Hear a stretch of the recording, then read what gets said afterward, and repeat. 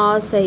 விக்னேஷின் மாமா மதுரையிலிருந்து அவனுக்கு ஒரு பேனாவை அன்பளிப்பாக கொடுத்திருந்தார்.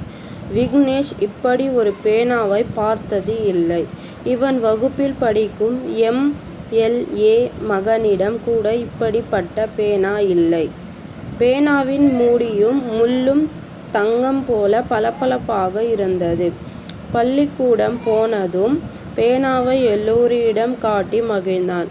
வகுப்பில் முதன் மாணவனாகவும் ஒழுக்கமானவனாகவும் விளங்கிய விக்னேஷை உற்சாகப்படுத்த விரும்பிய அவன் மாமா, "நீ படித்து பெரியவனாகி என்ன வேலைக்கு போவாய்? " என்று கேட்டார். "நான் படித்து கலெக்டராக வருவேன்" என்றான் விக்னேஷ். இதை கேட்ட அவன் அப்பா, "விரலுக்கேத்த வீக்கம் வேண்டும்.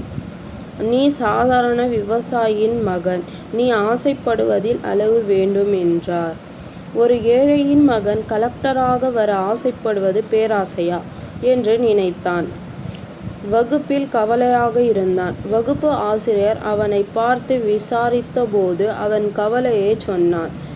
அவன் சொன்னதை கேட்டதும் ஆசிரியர், "இதற்கு நானே உனக்கு நல்ல பதிலை சொல்லுவேன். ஆனாலும் இன்று மாலை வரை காத்திரு.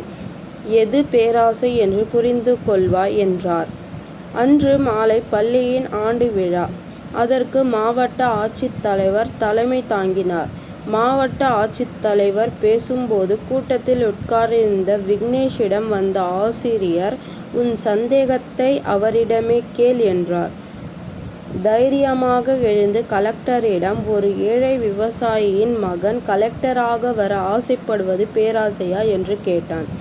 "நிச்சயமாக இல்லை.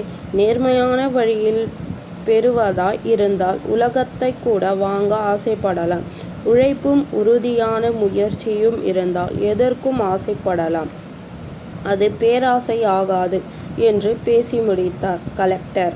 20 ஆண்டுகள் கழிந்தன. அதே பள்ளியில் மாவட்ட ஆட்சித்தலைவர் விக்னேஷ் ஆண்டு விழாவில் பேசிக்கொண்டிருந்தார். நம்பிக்கையும் உறுதியான முயற்சியும் உழைப்பும் தர தயாராக இருந்தால் கலெக்டராக மட்டுமல்ல, இந்த நாட்டின் ஜனாதிபதியாக வர ஆசைப்படுவது கூட பேராசை ஆகாது என்று சொன்னபோது மாணவர்கள் கைதட்டி ஆரவாரம் செய்தனர்.